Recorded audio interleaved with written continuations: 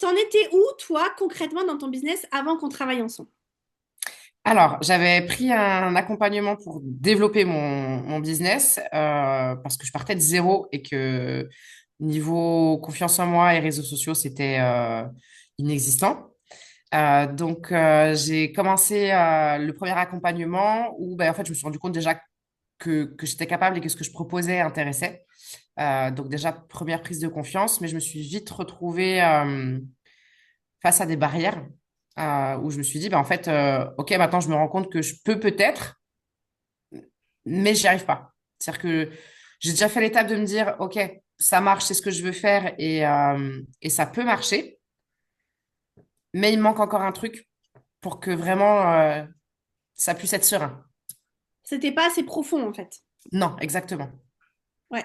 Mais en fait, tu sais, souvent, c'est ce que je dis hein, aux élèves, c'est qu'il y a les 10% de ce qui se passe dans le conscient, il y a tous les 90%, tout ce qui est logé dans l'inconscient, qu'on voit pas parce que c'est inconscient, et tant qu'on va pas déraciner là, ben on peut pas avoir en surface des résultats. Tu vois, c'est vraiment la racine qui va influer ce qui se passe à l'extérieur.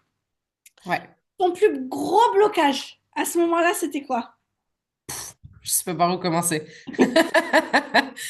Mon plus gros blocage à ce moment-là, c'était de peut-être de me rendre compte que c'est pas que peut-être ça allait marcher, c'est que ça allait marcher parce que je sais que ça va marcher parce que j'ai confiance en moi, je sais que je suis capable.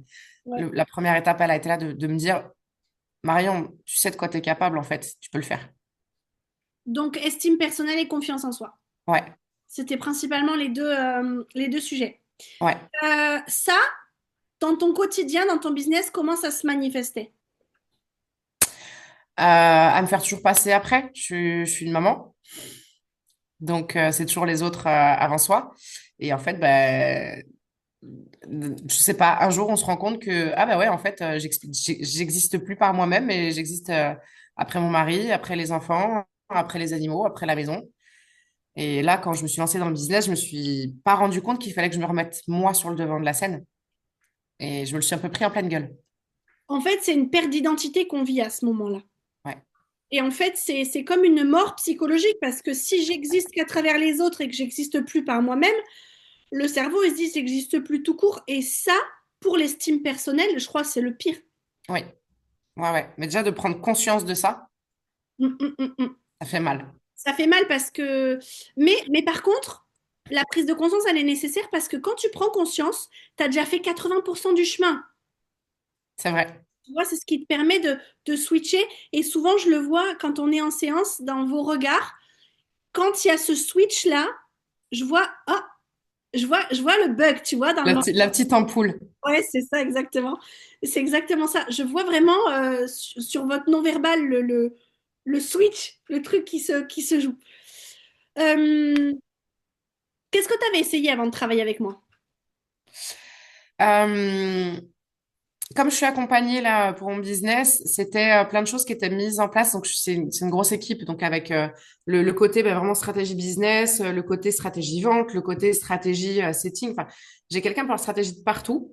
Et en fait, on avait beau m'expliquer la stratégie, j'avais beau essayer de la mettre en place, faire tous mes efforts, il n'y avait rien qui fonctionnait parce que au final, c'était pas la stratégie le problème. Et ça, c'est toi qui m'en as fait prendre conscience aussi. C'est de dire, Marion, mais en fait, ta stratégie, elle est bonne. En gros, c'est pas du tout ça que tu m'as dit, mais c'est ça, moi, qui m'a fait le déclic. C'est pas la stratégie qui est mauvaise. C'est ton état d'esprit qui est mauvais. Ça a été ta prise de conscience. Ouais. C'est très bien. Et justement, pendant cet accompagnement, c'est quoi qui a changé pour toi? Ok. Franchement, beaucoup de choses. De me rendre compte que des petites choses qui vont peut-être paraître bêtes comme ça, qui moi m'ont paru bêtes à l'instant T, alors qu'en fait ça m'a changé ma manière de voir, mais des trucs cons où on se met des barrières tout seul et un truc sur la politesse. Tu m'as dit, mais ça, toi là, t'as l'impression d'être poli, mais demande à ton mari si faire la même chose pour lui c'est poli. Et là, je me suis dit, ah ouais, merde. En fait, on n'a pas les mêmes valeurs et mes valeurs sont pas celles de tout le monde. Donc, moi, je me mets des barrières avec mes propres valeurs. Donc, en fait, je me mets moi-même des œillères devant les yeux et une barrière devant les pattes, quoi. Alors qu'il n'y a pas besoin. C'est la perception qu'on a des choses. Et on a tous une perception différente des choses. Mais tiens, tu vois, tu portes des lunettes. Ben, en fait, tes lunettes, c'est le filtre Ouais, de la façon dont tu vois la vie, les choses, les gens, les événements. Et c'est le filtre de tes propres perceptions. Et chacun sa perception différente. Bien sûr, bien ouais, sûr. c'est ça. Concrètement, si on doit rentrer dans le concret du sujet, c'est quoi les résultats concrets, ou du moins les premiers, que tu as obtenus dans ton business? Alors, concrètement, le tout premier mois de mon accompagnement pour développer le business, je suis passée de 500 euros par mois toute seule à 5000 euros. Donc, waouh! Et les 2 mois d'après, zéro. Et après, je t'ai rencontré. Et depuis, je fais en moyenne 8K par mois. Et tu te rends compte? On est vraiment. Alors, si on devait expliquer un petit peu ce mécanisme-là, c'est, tu vois, ça vient du cerveau reptilien. Et l'identité, c'est ce à quoi je m'identifie. Je suis dans ma zone de confort, je suis dans mon identité, je suis dans qui je crois être. Mon thermomètre, il est à 500 euros. Je mets des choses en place, une stratégie marketing, je suis accompagnée, je monte à 5000. Donc, comme quoi, la stratégie est vraiment bonne parce que Ouais. tu fais quand même un x10 sur ton chiffre d'affaires. Et puis après, zéro. Qu'est-ce qui se passe? C'est qu'en fait, je suis limitée par mon identité. Mon cerveau reptilien, il se dit, ouh là là, on est en train de devenir quelqu'un qu'on n'a pas le droit de devenir. Donc, hop, on va s'auto-saboter. Et au moment où on va travailler cette identité, ces blocages et cet inconscient, on fait plus que x10. Ouais. C'est trop génial. Voilà. Et après, au-delà des Ouais. chiffres, là, on a un chiffre business concret, super. Au-delà des chiffres, on a plein d'autres choses qui ont changé. Oui. Franchement, ça a aussi changé mon perso. Ça a changé le pro où j'ai beaucoup plus confiance en moi. Depuis, j'ai même monté une équipe, donc je manage une équipe. J'ai retrouvé mon rôle de manager que j'avais en tant que salarié avant d'être maman, à l'époque où j'étais confiante et indépendante. Donc j'ai même retrouvé cette place-là qui me fait kiffer. Moi, le management, c'est vraiment quelque chose qui me passionne. Donc déjà, j'ai retrouvé cette place-là. J'ai beaucoup plus confiance en moi. Maintenant, je visualise mon business se développer. C'est-à-dire que les 8K, ça me suffit plus maintenant. J'ai envie de plus. Je sais que je suis capable de plus. Donc, pourquoi m'arrêter là? Mais aussi du côté perso, c'est-à-dire que pour que mon business pro il aille mieux, il faut que moi, en tant que personne à part entière, j'aille mieux.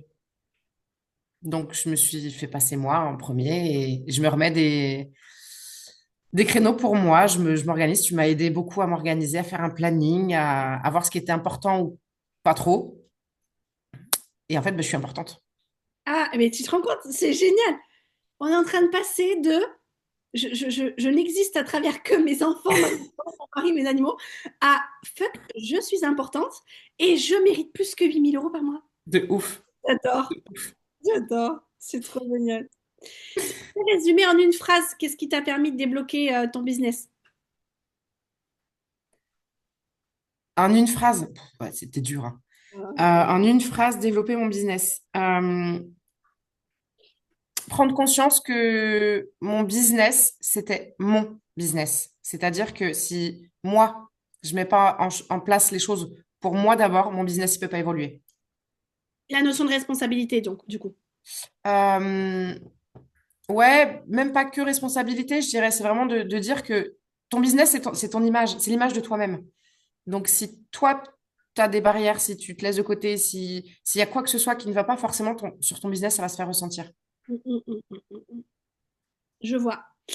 Qu'est-ce que tu dirais aujourd'hui à une entrepreneur qui stagne ou alors même qui recule et qui pense que c'est juste une question de stratégie? Que c'est rarement le cas. Que c'est rarement le cas. Si tu es arrivé jusque-là et que ça stagne, donc ça recule, c'est que le problème ne vient pas de la stratégie, comme on l'a dit. La stratégie, elle a fonctionné jusque-là, donc pourquoi elle ne fonctionnerait plus? Bien sûr, bien sûr. Et c'est Ça vient de toi. et c'est ce qu'on voit tout le temps. Et en fait, c'est le principe même de l'auto-sabotage, hein. Et c'est comme ça que les gens flinguent leur business sans s'en Ouais. rendre compte. Sans s'en rendre compte. Et le pire là-dedans, c'est qu'ils se flagellent en plus. Mais oui. C'est-à-dire qu'ils sont en plus dans le cercle vicieux de mais je suis nulle, j'y arrive pas, et en fait, c'est pas fait pour moi, et où je mérite pas. Et ça envenime en fait la chose, hein, ça l'empire. Je tiens à préciser quand même que le tout premier call qu'on a fait toutes les deux, je ne savais même pas que tu faisais l'accompagnement. Je ne savais pas trop qui tu étais. On m'a dit, va voir Emeline, elle va t'aider. En moins de 2 minutes, je crois, tu m'as fait pleurer parce que tu m'as dit, mais là, quand j'appuie, ça fait mal. Ah, j'ai fait, ah putain. Bon, bah, c'est parti. C'est Ouais. parti parce que je veux plus avoir mal et je vais avancer. En fait, tu sais, j'ai un peu cette étiquette depuis que j'ai commencé à exercer. Je suis le dernier recours de tout le monde. C'est-à-dire que quand on est passé par les stratégies marketing, par les psychologues, par les centres de thérapie, par les autres coachs mindset, par plein de choses, et qu'il n'y a plus d'espoir, les gens viennent me voir, même d'autres entrepreneurs, qu'on citera peut-être pas ici, viennent me voir en me disant, Emeline, il faut que tu m'aides là, parce que là, vraiment, en fait, je peux plus là. Là, j'ai plus de... Il n'y a que toi qui peux m'aider. C'est Ouais. vraiment, tu vois, j'ai vraiment cette étiquette-là sur la tête, quoi. Ah ouais, j'ai tout essayé. Il me reste plus que toi. Respecte-toi. Et puis, moi, je me vois un petit peu, tu vois, comme un acupuncteur, tu vois, qui vient placer l'aiguille avec Ouais. douceur et bienveillance, mais juste là où je sais que si ça, on le transforme, pouf, t'as tout le muscle qui lâche autour, tu vois. Ouais. Ouais, ouais. C'est un peu ça. Ouais. C'est bien. Tu te vois bien. Tu me vois bien? J'ai une bonne personne, j'ai porte des bonnes lunettes. Mais écoute, en tout cas, je suis ravie parce que tu vas pas t'arrêter là et parce que tu vas continuer et parce que là, tu es dans une machine. Et comme je dis toujours, tu sais, c'est bien plus facile de maintenir une machine en fonctionnement qui marche déjà que de s'arrêter de la faire redémarrer. Ouais. Et je sais qu'on n'a pas encore tout à fait fini ensemble et qu'on va encore faire plein de choses belles. J'espère qu'il y a plein de femmes qui vont te voir, nous voir et qui vont se dire purée, mais je suis en train de me raconter des histoires Ouais. alors qu'en fait ça pourrait être très facile. Je pense qu'il faut du courage pour faire ce que tu as fait par contre. Je pense qu'il faut le courage de voir les choses en face et de se dire ok, là je comprends, je prends le taureau par les cornes et j'y vais quoi. Mais c'est ce que tu disais, en fait. C'est qu'à force d'essayer à droite, à gauche et que ça ne fonctionne pas, il y a un moment donné, on se retrouve un peu désespéré, quoi, à se dire, ben, si... en fait, c'est ça. C'est, ouais, si avec toi, ça fonctionne pas, c'est que ça n'a pas fonctionné et limite, je ferme. Mm. Et après les 2 premiers rendez-vous avec toi, enfin, tu te dis, mais entre guillemets, c'était juste ça. Eh oui, C'était juste un truc bête au fond de moi à me dire, mais déjà, j'en avais pas conscience, et maintenant que j'en prends conscience, putain, c'était con. c'était con, mais qu'est-ce que ça libère? Ben ouais, Mais qu'est-ce vraiment. que ça libère? Et puis moi je vois un peu aussi ça, tu vois, comme une épilation. Tu vois, tu mets la cire. Tu vois que quand tu vas tirer, ça va faire super mal. Mais une fois que tu as tiré, tu es tellement content, ma Ah, peau. la peau, elle est toute douce. Tu vois, je vois ça comme ça. Mais c'est vrai que ça demande du courage. Et aujourd'hui, c'est pas tout le monde hein, qui est prêt à faire ça. Hein. C'est pas tout le monde. Et il y en a plein qui préfèrent rester dans l'histoire qui se raconte, croire que c'est la faute de la stratégie, croire que c'est la faute du lead qui est pas qualifié, croire que toutes les histoires et les excuses qu'on peut se sortir, C'est plus simple de rejeter sur la faute sur les autres que de se regarder soi-même et d'avancer sur ses propres problèmes. c'est clair. Et tu sais, je dis toujours, il est plus facile de rester dans un endroit connu qui est inconfortable que d'aller dans l'inconnu qui serait pourtant plus confortable que ce que tu vis aujourd'hui. Ouais. Et pourtant, c'est ça le principe même de la confiance en soi, c'est traverser la zone de peur et puis, j'apprends que finalement, c'est pas si pire que ce que je croyais. Et puis, en me célébrant ce que j'ai réussi, bah, j'avance et puis j'avance et puis j'avance. Et puis, on va avancer encore.